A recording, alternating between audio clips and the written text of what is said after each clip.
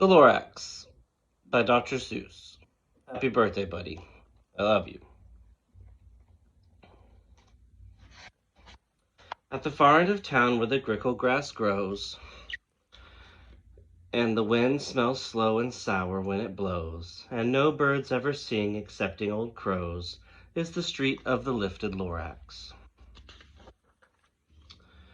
And deep in the grickle grass, some people say, if you look deep enough, you can still see today, where the Lorax once stood just as long as it could, before it lifted the Lorax away. What was the Lorax, and why was it there? And why was it lifted and taken somewhere? From the far end of town where the grickle grass grows, the old Onceler still lives here. Ask him. He knows. You won't see the Onceler, don't knock at his door. He stays in his lurkum on top of his store. He lurks in his lurkum, cold under the roof, where he makes his own clothes out of muffered moof. And on special dank midnights in August he peeks out of the shutters, and sometimes he speaks and tells how the Lorax was lifted away. He'll tell you perhaps if you're willing to pay.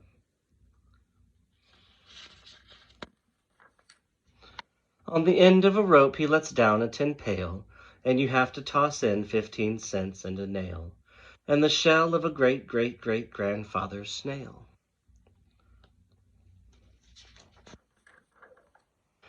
Then he pulls up the pail, makes a most careful count, to see if you've paid him the proper amount. Then he hides what you paid him away in his snub, his secret strange hole in his groovulous glove. Then he grunts, I will call you by whisper-ma-phone, for the secrets I tell you are for your ears alone.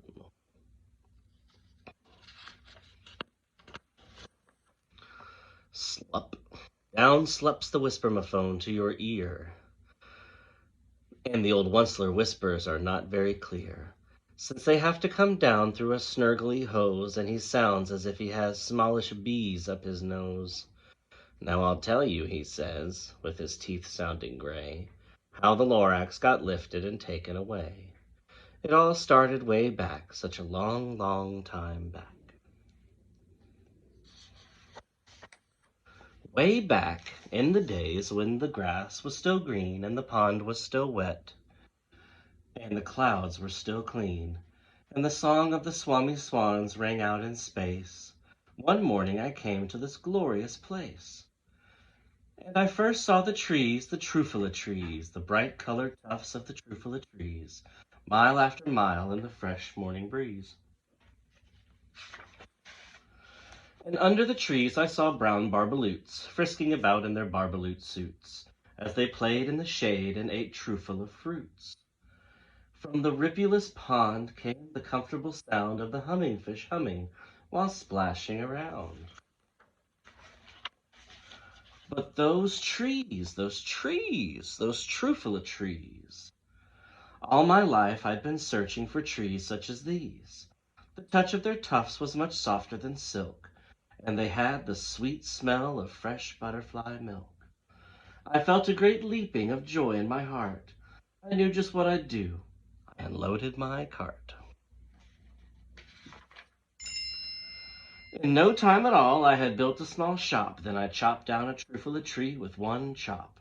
And with great skillful skill and with great speedy speed, I took the soft tuft and I knitted a thneed. Thneed. Thneed. The instant I'd finished, I heard a gazump. I looked. I saw something pump out of the stump of the tree I'd chopped down. It was sort of a man. Describe him. Well, that's hard. I don't know if I can. He was shortish and oldish and brownish and mossy. And he spoke with a voice that was sharpish and bossy.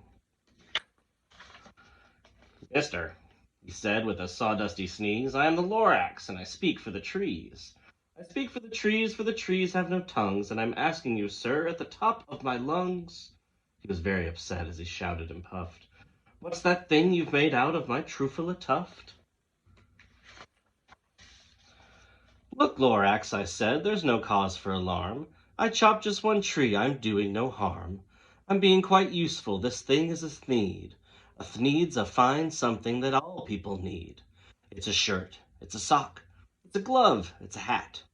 But it has other uses, yes, far beyond that. You can use it for carpets, for pillows, for sheets, or curtains or covers for bicycle seats. The Lorax said, "Sir, you are crazy with greed. There is no one on earth who would buy that fool Thneed." But the very next minute I proved he was wrong, for just at that minute a chap came along, and he thought that the Thneed I had knitted was great. He happily bought it for $3.98. I laughed at the Lorax. "You poor silly guy. You never can tell what some people will buy." "I repeat," cried the Lorax, "I speak for the trees." "I'm busy," I told him. "Hush, if you please." I rushed across the room and in no time at all built a radiophone. I put in a quick call. I called on my brothers and uncles and aunts, and I said, "Listen here. Here's a wonderful chance for the whole Onceler family to get mighty rich. Get over here fast. Take the road to North Nitch. Turn left at Weehawken, sharp right at South Stitch." And in no time at all, in the factory I built, the whole Onceler family was working full tilt. We were all knitting thneeds, just as busy as bees, to the sound of the chopping of trufala trees. Then, oh baby oh, how the business did grow. Now chopping one tree at a time was too slow. So I quickly invented my super axe hacker, which whacked off 4 trufala trees at one smacker. We were making thneeds 4 times as fast as before, and that Lorax, he didn't show up anymore. But the next week he knocked on my new office door. He snapped, "I'm the Lorax who speaks for the trees, which you seem to be chopping as fast as you please. But I'm also in charge of the brown barbaloots, who played in the shade in their barbaloot suits, and happily lived eating trufala fruits. Now, thanks to your hacking my trees to the ground, there's not enough trufala fruit to go round.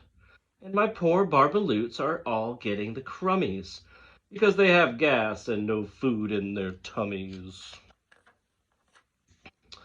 They loved living here, but I can't let them stay. They'll have to find food, and I hope that they may. Good luck, boys," he cried, and he sent them away. I, the Onceler, felt sad as I watched them all go, but business is business, and business must grow, regardless of crummies and tummies, you know. I meant no harm, I most truly did not, but I had to grow bigger, so bigger I got. I biggered my factory, I biggered my roads, I biggered my wagons, I biggered the loads of all the thneeds I shipped out. I was shipping them forth to the south, to the east, to the west, to the north. I went right on biggering, selling more thneeds, and I biggered my money, which everyone needs. Then again he came back. I was fixing some pipes, and when that old nuisance Lorax came back with more gripes. "I am the Lorax," he coughed and he whiffed. He sneezed and he snuffled, he snargled and sniffed. "Onceler," he cried, with a crufulous croak, "Onceler, you're making such smogulous smoke. My poor swami swans, why, they can't sing a note. No one can sing who has smog in his throat." "And so," said the Lorax, "please pardon my cough. They cannot live here, so I'm sending them off." "Where will they go?" "I don't hopefully know. They may have to fly for a month or a year to escape from the smog you've smogged up around here." "What's more," snapped the Lorax, his dander was up, "let me say a few words about Gloopity Glup. Your machinery chugs on day and night without stop, making gloopity glup and slosso schloppity schlop. And what do you do with this leftover goo? I'll show you, you dirty old Onceler man, you."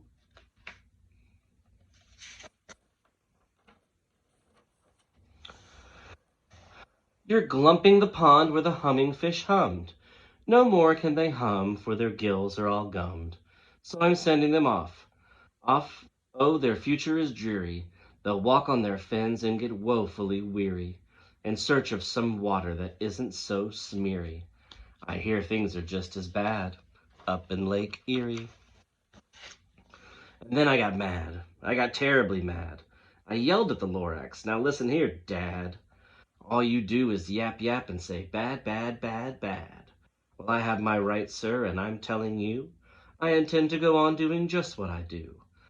And for your information, you Lorax, I'm figuring on biggering and biggering and biggering and biggering, turning more truthful trees into needs, which everyone needs. From that very moment, we heard a loud whack. From outside in the fields came a sickening smack of an axe on a tree. Then we heard the tree fall, the very last Trufala tree of them all. No more trees, no more needs, no more work to be done. So in no time, my uncles and aunts, everyone, all waved me goodbye. They jumped into my cars and drove away under the smoke-smuggered stars. Now all that's left 'neath the bad-smelling sky was my big empty factory, the Lorax, and I.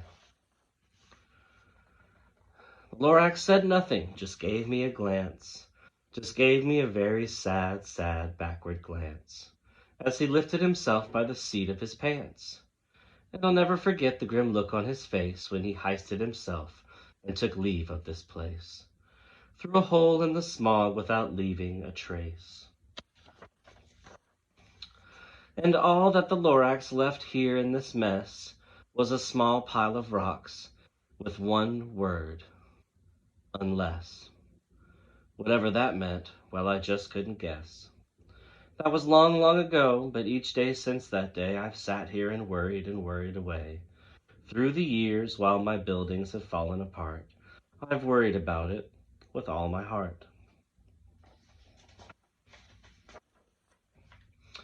But now, says the Onceler, now that you're here, the word of the Lorax seems perfectly clear. Unless someone like you cares a whole awful lot, nothing is going to get better. It's not. So, catch, calls the Onceler. He lets something fall. It's a Trufala seed. It's the last one of all. You're in charge of the last of the Trufala seeds, and Trufala trees are what everyone needs. Plant a new Trufala, treat it with care. Give it clean water, and feed it fresh air. Grow a forest, protect it from axes that hack. Then the Lorax and all of his friends may come back. The end. Happy birthday, buddy boy. Love you.